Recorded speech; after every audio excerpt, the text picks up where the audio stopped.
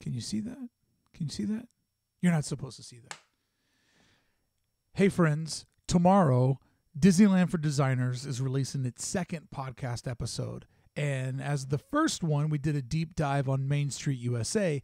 This time, we did a very deep dive on Snow White and her legacy, her history, her place in the Disneyland park. But this is the thing. I always knew that Snow White was deep in history, deep in film history, but I didn't know how deep it went in Disneyland history. So I wanted to share with you guys some fun stuff that I discovered while I was looking up the history of Snow White and how, dare I say, she accidentally inspired the creation of Disneyland. Let's jump in, shall we? So here was Walt's big idea. And I love this thing about Walt. I love that he was an entrepreneur and he was always trying to figure out a way to pull off something bigger and better. I mean, that's really what he was best at. I mean, people love the characters and they love the stories. I love the businessman. I love the restless guy who's just like, you know what? I've won a lot at the Casino of Life, but I feel like I could win just a little bit more, a little bit more. In 1930s, this was where the Disney Corporation was at, and they were making lots of shorts. And he realized that you just can't make a ton of money off of 8-minute, 10-minute long animated shorts. And he also, maybe even more important for him, he realized that he couldn't earn mainstream acceptance. And I know that sounds kind of wild, but money is a big part of building your business because it allows you to make more of your dream. And I don't care what you say. All of us want to have a little bit of acceptance. We want to feel like whatever genre we're in, that we're a part of it. So I get why Walt was like, people aren't going to take me serious if I'm always making these shorts. So that's kind of where the idea of Snow White popped up. Looking at this early concept art, before they really kind of figured out the vibe that we've all come to love for it, you see that they were really trying to figure out what's the proper tone for what's going to be a full-featured film that's animated. It had never been done, and you can see they kind of struggled with figuring out what that vibe was. I mean, look at these dwarfs. That's not the dwarfs we came here to look for. That's not our guys. That's not our dudes. And that's certainly not our Snow White. Even this illustration that kind of gets somewhat there, it's still pretty far away from what we know. So most of the animation at the time was very different than what Snow White was. It was male-driven. It had no sexual identity to it. And it was all testosterone and pranks and violence. Then Walt, like a true businessman, made a short to test out an idea. He wanted to see, could we make a cartoon that had female characters in it? Could we pull this off? So what he did was, in 1934, he made one of his silly symphony cartoons called The Goddess of Spring. And if you look at The Goddess of Spring, you can see in here what looks like a very rough sketch of Snow White. Being a business owner and a content creator, I love the idea of making a product that is simply just a test. Your customers don't know it. People watching it enjoy it as what it is, but you know that it's a test, that maybe this would work and we can make more from it. So this short was literally created just to see, can we make a female character? Can we make her look real? Can we not over-sexualize it, but definitely put gender in there? You just saw a castle go by in the background. And this literally was sort of a, if you will, an animated audition for bigger and better ideas to come. And when I found this, I was just, my mind was blown that he just laid it right out there. Let's test the waters and see how this works. And it already shows like the deep imagination and just something that's completely off. And when you really think about what kind of animation was done at that time, this is miles and miles emotionally, artistically, the narrative. It's way, way different than anything else that you would see. The two birds coming in, that's very signature Snow White. So there we go. Let's put the crown on her and say, way to go, Walt. You passed the test. You really passed the test. So then that got me curious too about the idea that when they built Snow White, They were going so out of 1930s animation. They were building a world, right? Like if you look at this early concept art of the scenes that they wanted to build, they wanted to put these characters in a fully developed world because they knew if it was a movie, it would have to be fleshed out. And I mean, just the idea of those guys making this kind of artwork and putting it into an animated context. I mean, look at these studies of the room. Literally every detail of the room would be laid out. So as the characters would move through it, it would feel like a real 360 environment. That's very different than all the other cartoons that just did this and threw bombs at each other. Look at the details that they put inside of everything they could imagine. Now, if you look inside that mine cave, that twisted pole there, you see those outside of Snow White's Scary Adventures today. They use that twisted pillar look inside the actual attraction. I noticed those popped up in several different areas. But just the idea of the totem poles there, fantastic. This piece of concept art, I just think that just shows the power of Disney. There's the 3 levels of storytelling. There's a very dynamic layout. They knew that they were on to do something big. But, and real quick, I love the engravings on these beds. Feels very much like the mine cars that we all get to ride inside of the ride. Fantastic. And then once again, the detail, the woodcut. I mean, that organ exists in the Disneyland ride. Actually, the pieces of the organ move around as they play it. But think about how long ago this was and how forward-thinking it was to put this amount of detail in the background piece of a film. Truly, truly outstanding. Just looking at all these rooms, you kind of get an idea of what they were going for and how it would really just come together and work out. What a roll of the dice.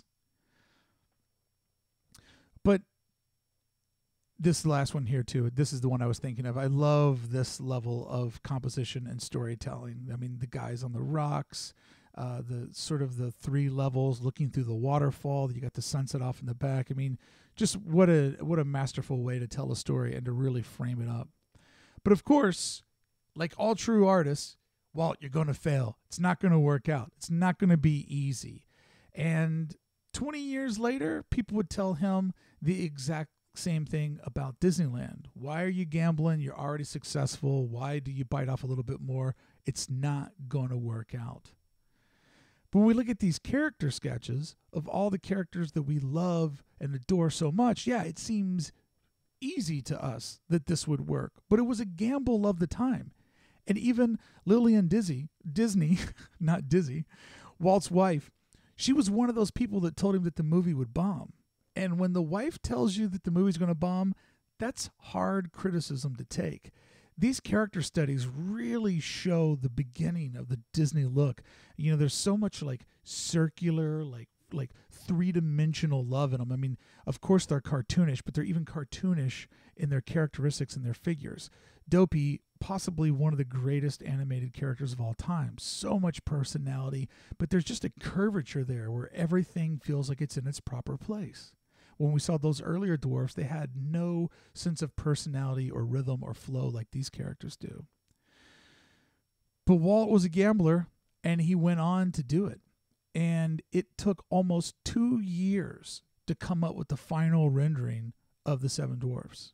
So to get the characters this perfect, it took them years and years, 2 to be exact, and lots of sketching and trying to figure out what is the perfect composition. And to make one character straight on that looks good is fine, but then to make that character do these turns and to make them all match together, that is where the difficulty of making a full-length feature and having these characters be the leads. So the naysayers were half right. Originally, the movie was budgeted for $250,000, but doing things like figuring out how to make the characters over a span of 2 years, it went way over budget, and it ended up costing $1.5 million in 1930s money. Now, that is a lot of money. And remember, his wife wasn't exactly on board. She was maybe, dare I say, grumpy about it. And they had to take the mortgage of their home and put it up as collateral. So Walt literally bet the house that Snow White was going to be a success. But we all know that it turned out, and it worked out, because the movie was the highest grossing film for 1 year. Some piece of trash called Gone with the Wind would knock it off of its pedestal. And the movie made so much money that it literally funded the Disney empire, the Disney Corporation, for the next 5 or 6 years. Bank of America loaned them so much money to make more that then they had the perfect spot in the business. They were so far in debt with the bank that the bank couldn't let them go under and not pay their bills.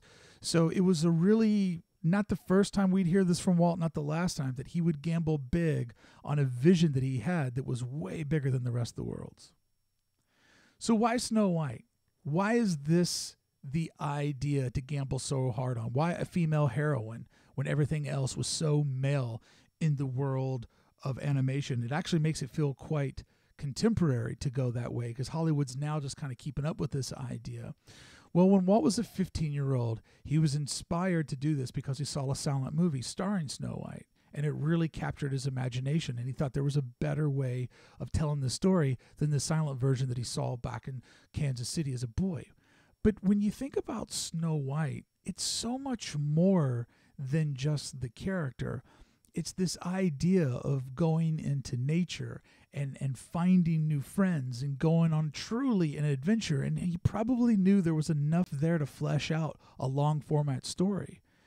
But aside from this icon, a true animation entertainment icon, it was a tale of good versus evil. It was a tale of being scary, of being brave, of being a hero and letting your friends accomplish it with you. He knew it was rich enough that it could spread. But the frightfulness, the scariness that they put in there, he had to have known that if you take people's emotions on a ride, they will remember that ride. They will remember what they just went through. So as much as it was about good, it was also about evil. I love these renderings of the skulls with the what is that, the raven sitting on top of there. You can actually see those around the front facade of the main entryway of the ride. I put that silhouette in there because what an iconic hero, but what an iconic villain with two faces, two different heads to the coin of the Wicked Witch. Just that silhouette, you know what it is, and it feels that creepiness that scared you when you were young. These character studies of the witch really probably made him think, we've got a story to tell here. We can really wrap this out and build something that's three-dimensional. I love when she's not the hag. And by the way, as a fun fact, the woman who did the voice of the hag took out her dentures when she did the voice work just to make it sound even more sloppy and sort of, like it was coming from a horrible, disgusting mouth. Look at these renderings. Oh, man. That's probably one of my favorite human characters in the Disney universe. And then there's the mirror. And just the red lines. The red lines of her are fantastic. Seeing that early shot of what she'd look like on frame. Just what an amazing character to create both of those sides of humanity in one film. Then all the supporting characters in the nature tie-in. Like, just what a deep telling of story for the time period it was in. Different than anything else. No wonder it set all the records. So the premiere was a big event here in Los Angeles. It was held at the Carthay Circle, which has now been replicated in Disney's California Adventure, sort of as its castle, the central hub, the central building of Disney's California Adventure. And if you think about it, the reason why Carthay Circle is such an important thing to put at the park is that it really symbolized Walt's first big gamble and his first big win. Like I said at the beginning of this live stream, he would have people tell him that he was crazy and that it wasn't going to work once before in his career, and that, or later in his career, I should say, and that was when he decided to build Disneyland. So putting Sleeping Beauty's castle on one side of the resort and putting this building on the other side, you've really created the bookends of a fantastic career and the times that he gambled the most and won the biggest. So I just thought that the idea of putting that into the reimagined California Adventure was super smart. And look at it there.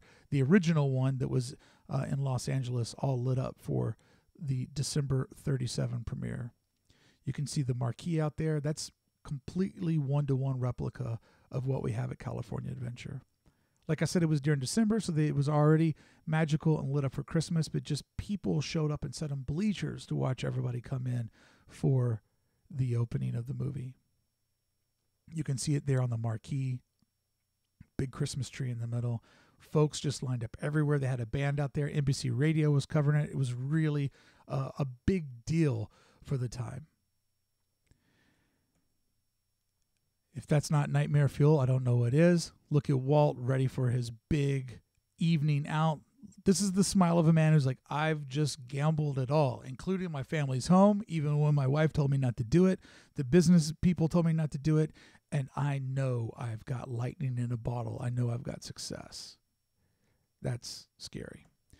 So what made me most excited about all of this and why I went so hard on it, learning about this is that when the movie released, they came up with as many marketing ideas, marketing concepts as possible to try to sell this huge gamble of their career. And some of these ideas we're going to look at look very, very, very familiar. So the Carthay Circle sat on a large plot of land. Leading up to it, over in Wilshire, they built an installation. Now, if you look at this wall, you can notice a couple of different things. You can notice the build out of characters' faces, which isn't too far off from our animatronics. You can see sort of that, what is that called, a scaffold edge there of the little bitty doot-doot-doot-doots on the awning. And you can see people looking at artwork, but you can also see the lattice. Like, this is the look of Disneyland. They use this kind of pop-up architecture when they're doing construction walls, when they're sort of putting up something temporary. Like, this is very on brand for what we see at Disneyland. Characters' faces, look, they even have little statues like what we have now over at Snow White's Grotto in between the fence posts. A little bit hard to see in this old-timey photography, but there you see people lined up to look at the cells, and then once again, all of the Seven Dwarfs' faces up on top there. A little bit of a closer end, you can see Dopey right there on the next to the lattice. But this wall looks, and this layout, this composition, this is 100% what we see at Disneyland when it's truly being a part of Disneyland and showing its history, like outside of Mr. Lincoln's theater and when they put up the construction walls. You can see a Snow White there. These were also created to create sort of a scale. So when people watched the movie, they had an idea of how big these characters actually were. Once again, inviting people to go into the concept of what this world would be like, because they were building a world, not just making a short. But the best part of it was at the premiere, they included the creation of Dwarfland. Dwarfland was built alongside Wilshire Boulevard in Los Angeles. It was an outdoor diorama, and it was erected a couple of blocks away from the theater. It was the Seven Dwarfs cottage with a picket fence around it, a working water wheel. You can see the water wheel there on the far left of your screen. And it had a diamond mine, and it also had the dwarfs. It was a realized one-to-one version of what you would see in the film. This was absolutely unheard of at the time, to build an art installation like this, which was really just a marketing installation to get people to go see the movie. You know where I'm going with this, right? You know what this is the first look at. This is the first look at actually building real live entertainment. This is the idea of letting people walk onto the stage and be a part of the film, which is the idea that Disneyland was constructed around, that once you walk through those tunnels, you were walking into the movie theater. That's why they have posters on the tunnel. When you step around, you're now on stage. And there it is. You can see that it was really detailed, constructed, just perfectly on the Disney brand. I mean, the fence is perfectly wrong and sloppy. Everything's to this wacky sort of dimension. It looks a little bit about what we know for Fantasyland, met with a little bit of sort of the obscure sort of tone of Mickey's Toontown. but dwarfs walking in and out. Children were invited to come in, and they did. This was up for, I believe, a little over a week, and they said just people flocking to get in it to the whole time. They wanted to see this. There you go. You see a bit of the back. Here is a monster next to a tree. I mean, this is just fantastic. There's a little bit of the props that they had out in the lawn to decorate it with the diamond mine. And here they are shooting some of the promo that they would use to let people know that it was there. So you have to think that this idea of building an environment, inviting people into it, Walt loved this. And this is literally what got the wheels spinning on, should we take a little bit of land next to what we have in Burbank and build a park called Disneyland? This all kind of got put on hold a little bit because of war, but eventually this would be the fully materialized idea for what would be built in Anaheim. And it all came around this marketing piece that was put out for the premiere of Snow White. So not only did the movie get them into a whole new realm, make them the people that took all the chances and won big on making the first ever animated full-length feature film, but it also gave the idea of bigger and better things to come. Here you see everybody lined up. You can see off in the distance, I mean, this was just off of Wilshire, so you can actually, if I wasn't over the top of the video, I think you can see the theater in the background, and you can just see businesses all around. Like, it was just literally put there, and people just lined up to go in to see that, something like they had never seen before.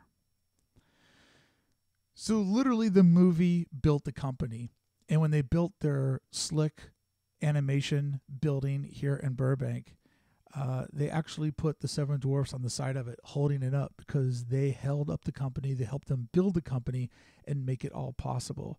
So it only feels fitting that the partner statue of Walt and Mickey would look over to the Seven Dwarfs, whom really helped build the company. And then you can see his brother Roy over there to the distance, sitting on that bench. So it's not over, though, because this is the idea of how they made the movie, how they marketed the movie, and how they built something that looks like an early sketch for Disneyland. But in just 18 years later, Walt would not be done with Snow White. He had thought about making a sequel, but had never really totally figured out a way to release the Snow White Returns, which was the idea for it. It was never really made clear why he decided to give up on it, but he didn't give up on it because 18 years later, Snow White would be found just inside the castle here at Disneyland. And kids could walk up and meet her and fully go on her scary ride with her. So this is an interesting look at it all. And tomorrow, what I want to look at is the original Snow White ride, because the one that we know today was rebuilt in 1983. They actually tore the original one down when they redid Fantasyland and redid the facades. So I think it would be cool to look at the original ride, which was even scarier than the one that we have today. So I will see you then with this. Make sure to check out the new episode of Disneyland for Designers, where we do a deep dive on the modern version of the Snow White attraction. But I just thought over here on YouTube, it would be fascinating to look at the history, the original version of the ride, and then you can listen to the podcast and go see the new one for yourself. So thank you so much for hanging out with me. Please like, subscribe, all that stuff. And, take chances like Walt. Seemed to pay off for him. Maybe it'll pay off for us. I'll see you at Disneyland.